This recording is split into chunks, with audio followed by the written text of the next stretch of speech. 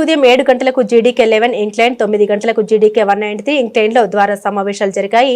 ముఖ్య అతిథిగా హాజరైన రాష్ట్ర అధ్యక్షులు తుమ్మల రాజారెడ్డి మాట్లాడారు. సింగరేణి కార్మికుల సొంతిల్లు అమలు కోసం గత కొన్ని సంవత్సరాల నుండి సిఐటియు పోరాటం నిర్వహిస్తున్న సంగతి అందరికీ తెలిసిందే అన్నారు. అందులో భాగంగానే ఈ నెల 11, 12వ తేదీల్లో మీ అభిప్రాయ సేకరణ కోసం బ్యాలెట్ ఉద్యమం చేపట్టామని, ఈ ఉద్యమంలో కార్మిక సంఘాలు కలిసి రావాలని, కార్మికులందరూ పాల్గొని జయప్రదం చేయాలని పిలుపునిచ్చారు. ఇప్పటికే సింగరేణి యాజమాన్యానికి రాష్ట్ర ప్రభుత్వం మంత్రులకు సొంతిల్లు అమలుపై వినతి పత్రాలు అందజేసినప్పటికీ పట్టించుకోని పరిస్థితులు కనబడుతున్నాయని, గుర్తింపు సంఘం యాజమాన్యంతో మాట్లాడమని కమిటీ వేశామని చెప్తున్నప్పటికీ విధి విధానాలు ఇప్పటికీ ప్రకటన చేయని పరిస్థితి ఉందన్నారు.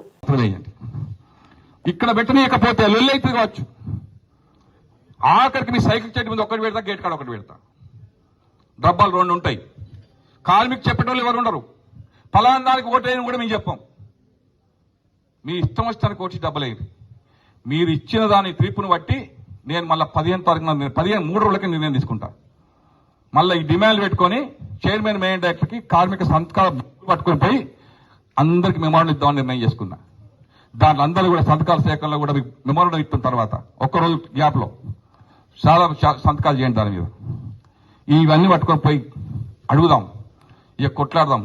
యుద్ధానికి వచ్చి కత్తి పట్టుకుపోయాక వెనక పోయిన చంపుతాం, ముందు పోయిన చస్తాం. చవటానికే రెడీగా ఉన్నాం. అందుకని ఇవన్నిట్లో మీరు అందరూ భాగస్వాములు అనుకోవడం. మళ్ళీ ఎన్నికల కార్మికులందరినీ నాకు అన్ని మీటింగ్లు పెట్టే ఛాన్స్ కూడా లేదు. మీరే 10 మంది కానీ మీ కాలనీలో చెప్పుర్రి, మీ బాయిలో చెప్పుర్రి. ఇదేమో జిమ్మిక్లో 20 ఓట్లు ఏముండే, 2 ఓట్లు ఉంటాయి.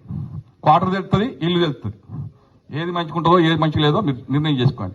క్వార్టరే మంచిగా ఉండదు, క్వార్టర్లే ఉంటామంటే క్వార్టర్కే ఓటేయండి, మాకు అభ్యంతరం లేదు. కానీ ఓటు మాత్రం వేయండి. అందుకని కానీ ఇంతకన్నా సమయం ఎక్కువ తీసుకోను. కార్మిక సోదరు పేరు ఇప్పుడు ఆవేశంగా ఏంటది బ్యాడ్జీ పేపర్ మరి తెలియదా మీరు? రేపు ఇలా చూయిస్తారు, మీకు పొద్దున బ్యాడ్జీ చూయిస్తారు. ఆ బ్యాడ్జీ చూసేదేమని మీ అందరు తెలియని వాళ్ళు అందరికీ 30 ఓట్లున్నాక ఓటేసి 2 ఓట్లున్నాక ఓటేయరాదా మీ అందరికి తెలుసు.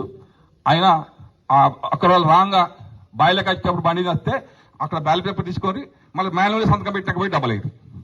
మనం ఏం ఏదో ఆఫీసర్ ఉండడు, చెప్పేటోడు ఉండడు, యూనియన్ ఉండడు, ఎవరు ఉండరు. మీ నైతికతకి మీకు మీ మీద ఆధారపడి ఉంది. ఏతే ఒక తిరగా, ఏకపోతే ఒక తిరగా. ఏతేనేమో గట్టిగా తీసుకొని నిర్ణయం తీసుకొని నిలబడతాం, ఏకపోతే తప్పైందని ముక్కు రాసి ఇంట్లో పడుకుంటాం. అంతకని ఇంకేముంది. అందుకని కార్మికులందరూ పేరున విజ్ఞప్తి చేస్తున్నాయి. నేను బాగా జోలికి పోవట్లే, కంపెనీ హక్కుల కోసం జోలికి పోలే, లెవెలింగ్ ఇష్యూస్ వరకు జోలికి పోలే. ఇప్పుడు తక్షణం మనకు డబ్బులు వచ్చే 2 నెలలు ఇవి. మన అందరికి రైతుకు పంట వస్తే ఎట్లా వస్తుందో కార్మికులకు జీతాలు వచ్చే రోజులు. ఇప్పుడు పైసలు వచ్చేది ఏ లాభాల వాటా, ఇన్సెంటివ్ అవి అన్ని కలిపి ఒక్కసారి వస్తాయి. కంపెనీకి 2-3 వేల కోట్లు ఇప్పుడు కావాలి. కాబట్టి అవన్నీ కూడా దీపావళి బోనస్ మాదే అంటే జాతీయ సంఘాలు. మేము గతం కన్నా మంచిగా పట్టుకొస్తాం అనుకున్న నాడు ఖచ్చితంగా అది కూడా లాభాలే ఉంది. నాకు పెరుగుతుంది, అంతకుముందు ఎంత పెరిగిందో అంత పెరుగుతుంది. అది నాకు తెలిసి వారం 4-5 రోజుల్లో ప్రకటిస్తారు. ఏది దీపావళి బోనస్ 22 తారీఖు నాడు అయిపోతుంది. ఇంకా 10-12 రోజులు ఉంటుంది. కాబట్టి దానికేమి ఇబ్బంది లేదు. మనకు కావాల్సింది లాభాల వాటా. అది పిండం పడబడుతుందా లేకపోతే ఈడ్చుకు పడుతుందో తెలియదు. పోయి పడితే పడ్డది. మరి పడ్డ పైసలు తీసే పైసలు ఏం చేసినా చెప్తలేరు కదా. పోయిసారి 3-4 వేల కోట్లు పక్కకు పెట్టిండ్రు. పక్క పెట్ట పైసలు ఏవే కాకెత్తుకపోయిందా? అన్ని వేల కోట్లు. కార్మిక క్వార్టర్ పని చేయరు, నివాస రోడ్లు వేయరు, రిపేర్లు చేయరు. మంచి హాస్పిటల్ పెట్టడం ఒక హాస్పిటల్ అవుతాను.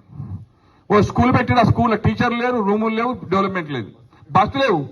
కంపెనీ దగ్గర పైసలు లేక మీ నమ్మ సిగ్గుపడుర్రి. కార్మిక సంఘాలు 13 నెలల కాంచి బస్సు కిరాయి పెట్టే బస్సు కిరాయి ఇవ్వలేదా? 13 లక్షల రూపాయలు. అటు బస్సు బంధు పెట్టింది పొరగాలకు. ఇంత సిగ్గుశైలం సరే సింగరేణిలో ఉంటుందా? ఘాటు మీద దృష్టి పెట్టండి. ఏ టీచర్ వాళ్ళకి అయ్యని టీచర్లు చదువుకునే పిల్లలకు కూడా బల్లలు ఉన్నాయా? చుట్టుపక్కల పల్లెల్లో 100 కిలోమీటర్ల పోయి రోడ్డు వేసేస్తాను. ముఖ్యమంత్రి మీద 5 కోట్లు 10 కోట్లు ఖర్చు పెట్టి మీటర్ ఖర్చు అంతా పెడతారు. ఉన్నోళ్ళంతా పోయి సింగరే చుట్టూ ప్రాంతాలు అన్నింటిలో పెడతారు. సింగరే కాంగ్రెస్ మాత్రం వద్దా? మా పోరాటం చదువుకోవద్దా? ఏ సంతోషాల స్కూల్ గోదాకంలో ఒకటి బాంధవర్లో పెడితే గుల్లమైంది ఏమన్నా?